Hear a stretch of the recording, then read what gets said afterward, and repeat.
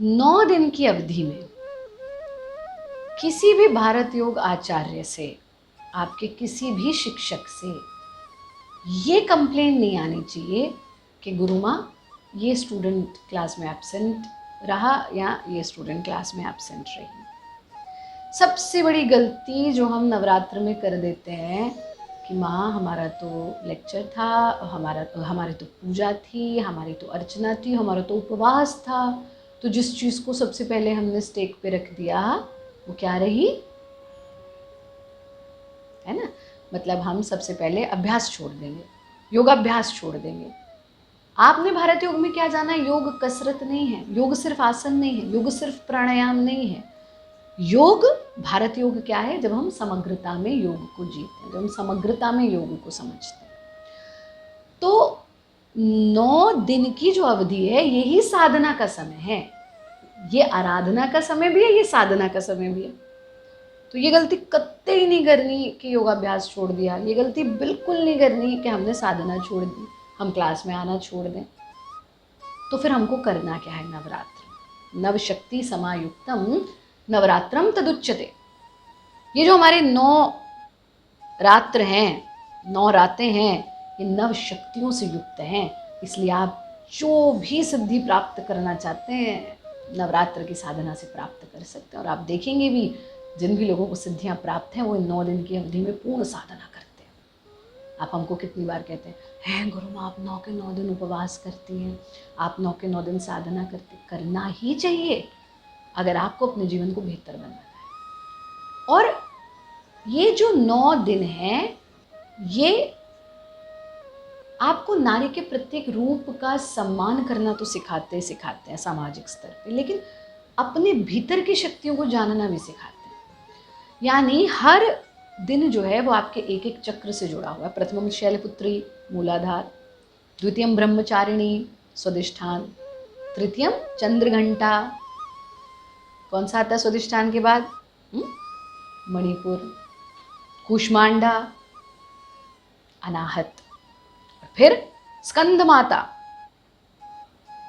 विशुद्ध, और फिर ऊपर क्या आया, कात्यायनी, आज्ञा, कालरात्रि, सहस्त्रार। ये 7 चक्रों और 9 औषधियों से जुड़े हुए दिन हैं। और उसी के साथ साथ नारी के अलग अलग रूप। आप क्या क्या करते हो उसमें, आप क्या क्या करते हो उसमें। सबसे पहली चीज ऋतु परिवर्तन का समय है। कब पढ़ते हैं नवरात्र, जब मौसम परिवर्तित होता है, ऋतु परिवर्तित होती है। सो जो चेंज ऑफ वेदर है, सबसे पहले क्या कर दो, खाना छोड़ दो भाई। खाना ज़्यादा खाओगे, भोजन में मन रमाओगे, बाहर का खाओगे, गलत खाओगे, प्याज खाओगे, बैक्टीरिया के से जुड़ी हुई चीज़ें खाओगे, सबसे पहले खाने का त्याग कर दो, भोजन का त्याग कर दो। आयुर्वेद भी क्या कहता है, किसी भी रोगों को ख़त्म करना सबसे पहले भोजन का त्याग कर दो। ये जो हमारी ओवर इंडल्जेंस इन फूड है all the time, that is the biggest reason of all the elements. हर वक्त क्या खाऊं, क्या बनाऊं, क्या पकाऊं, अब क्या खाऊं, अब क्या खाऊं, अब क्या खाऊं, बस यही सोचते रहते हैं। तो आज से भारत योगा यूट्यूब चैनल पर तो हम हर साल कहते हैं ना, हर नवरात्र में हम 9 दिन का डाइट लेते हैं। So this year our diet is going to be, जब हम दूसरों से साझा करते हैं तो हम साधकों से वही 2 बार वाला भोजन कर रहे थे, तो कुछ साधकों ने रिक्वेस्ट किया गुरु माँ आप भी तो एक ही टाइम भोजन करते हैं, वही वाला डाइट शेयर कीजिए। So this time I am sharing that diet when you will be eating only cooked food once in a day. So let's see, आप लोग भी करिए उसका अभ्यास। अब ऋतु परिवर्तन के साथ क्या आता है, वात पित्त कफ का बैलेंस बिगड़ जाता है। ऋतु परिवर्तन के साथ क्या होता है, महामारी आती है, ज्वर आता है, फीवर, कफ आता है, खांसी आती है। तो व्रत क्या है, वाणी, सिर्फ जबान का संयम नहीं है, मन का भी तो संयम है ना। अब तुम व्रत में भी चरत बना के बैठे हो, तुमको लग रहा है अरे कुट्टू के पकौड़े खा लूँ, अरे ज़रा पूड़ी सेक लूँ, अरे पता नहीं क्या क्या करते हो, ऐसे ऐसे आटे लेके आते हो जो पूरा साल तो आते नहीं है, पता नहीं अचानक से वो आटे भी निकल आते हैं, फिर फूड पॉइजनिंग हो जाती है। तो अपने त्योहारों को गलत रूप मत दो। क्या खाने का प्रावधान है, कंद मूल फल, बस यही खाना है हमें। लेकिन उसको भी एक बहुत अच्छे सॉम्पशियस डाइट के रूप में आप खा सकते हैं, जो हम भारत योगा यूट्यूब चैनल पे हर दिन से एक दिन पहले 4 बजे मिलते हैं। फिर खाने के नियम शुद्धता के नियम, शुचिता के नियम और अभ्यास के नियम। ये नहीं कि अब सेंटर आना छोड़ दो, अब योगाभ्यास करना छोड़ दो भाई क्योंकि नवरात्र हैं। अरे इसमें तो ज़्यादा करना है, और जो नई अभ्यासी उसको भी कराओ। तो क्या करना है, प्रातःकाल जागरण अवश्य करना है नवरात्र में। क्या करना है कि प्रातःकाल के जागरण के साथ साथ प्रकृति के सानिध्य में समय मुझे ज़रूर बिताना है। क्या करना है उसके साथ साथ मुझे योगाभ्यास ज़रूर करना है, और जिसमें प्राणायाम, ये जो हम भारत योग यूट्यूब चैनल पे करने वाले हैं ना, प्रतिदिन का, नॉट ओनली डाइट, प्रतिदिन का प्राणायाम भी, हर दिन का अलग प्राणायाम। फिर भारत योगा इंग्लिश पे हम एक सीरीज़ ला रहे हैं, पूरे 9 दिन एक एक नारी को समर्पित आसन, यानी ओवरऑल हेल्थ को समर्पित आसन वो करेंगे। So will be doing different things. अब आप सोचो, अगर हम उपवास के साथ साथ, कार्य के साथ साथ ये सब कुछ एक्स्ट्रा कर सकते हैं, तो आप क्यों नहीं? आप अपनी क्लास भी नहीं कर पा रहे, आप योगाभ्यास भी नहीं कर पा रहे, ये तो कोई अच्छी बात नहीं है ना। फिर घट स्थापना। अब जब आप घट स्थापना करते हैं तो ऐसा नहीं है कि वहाँ तो घट स्थापित करें, साइंस हैज़ प्रूव्ड इट। वो जो 9 दिन तक जल रखा रहता है ना, वो जल नहीं रहता, वो औषधि बन जाता है। उससे घर की शुद्धि तो करें, लेकिन उसके साथ साथ अपनी शुद्धि भी करें। तो इस घट को भी स्थापित करना है हमने। अब तो विज्ञान कहता है वाटर मॉलिक्यूल्स होते हैं। So you will B chanting मंत्र, प्रतिदिन यज्ञ करोगे आप, है ना। नवरात्र में तो हर कोई यज्ञ करता है, देवी के मंत्रों से आहुति दोगे आप, अच्छी चीज़ें मुख से बोलोगे। मंत्र जो मनन करता है, जिस चीज़ का हम मनन करते हैं उसी तो मंत्र कहते हैं ना।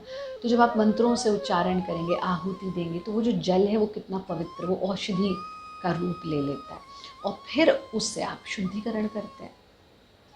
उसी के साथ साथ इस घट को भी स्थापित करना है।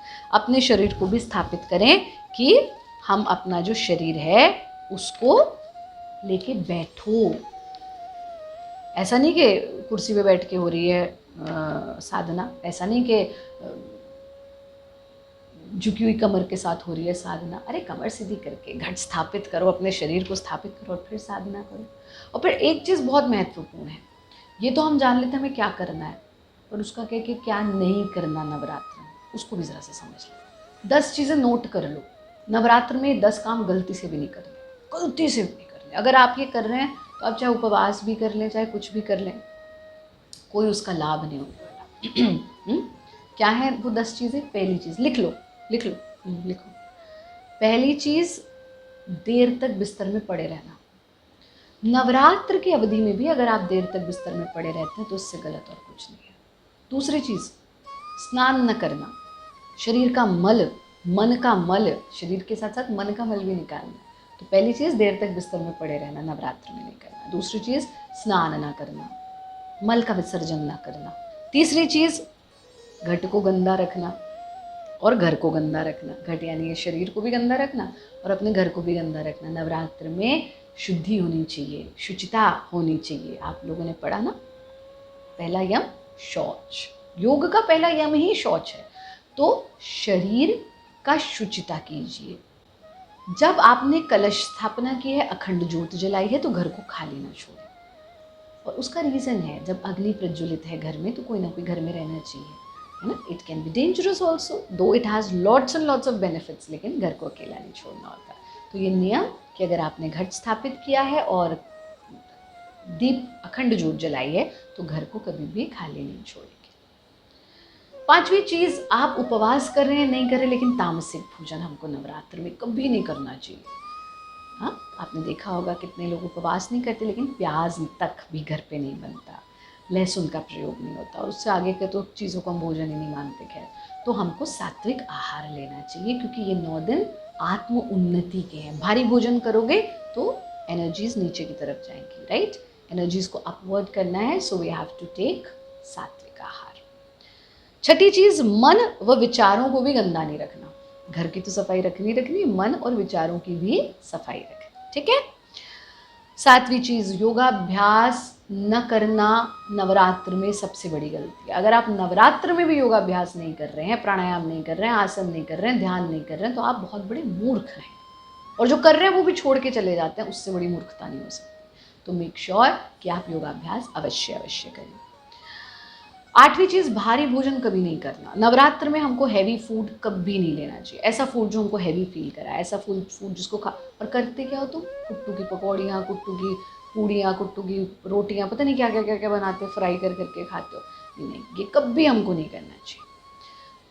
नवी चीज़, स्त्री के प्रति कलेश करना, दुर्भाव रखना, गलत भाव किसी भी स्त्री के प्रति, वो किसी भी आयु वर्ग की है, वो आपकी कुलीग भी हो सकती है, ज़रूरी नहीं कोई रिश्तेदार है। किसी भी स्त्री के प्रति हमारी कोई भी दुर्भाव नहीं होना चाहिए। स्त्री से लड़ना नहीं भाई, इससे अच्छी बात तो और कोई नहीं हो सकती। घर में भूल के पूरी आपकी शांति रहेगी। तो कम से कम 9 दिन घर का कलेश बंद। और 10वीं चीज़, समय पर न सोना, समय पर न जगना और यज्ञ ना करना। यानी हमको समय पर सोना है, समय पर जगना है और यज्ञ अवश्य करना है। कुछ नहीं तो गायत्री मंत्र की आहुति दे दो, लेकिन यज्ञ हमको 9 के 9 दिन अवश्य करना चाहिए। ठीक है, तो गलती से भी ये 10 काम हमको नहीं करने हैं नवरात्र में। प्रातःकाल जागरण करना है, दैनिक योगाभ्यास करना है और जो आहार हम आपको बताते रहेंगे उसका पालन करना। और कोई भी विद्यार्थी किसी भी आयु वर्ग का, चाहे महिला है पुरुष है, कोई एब्सेंट नहीं होगा इस 9 दिन की अवधि में। किसी योगाचार्य से, भारत योगाचार्य से हमको कंप्लेन नहीं आनी चाहिए कि गुरु माँ तो नवरात्र की वजह से आ नहीं रहे, छुट्टी मार ली है। ऐसा नहीं करना है, हमको नियमित साधना अवश्य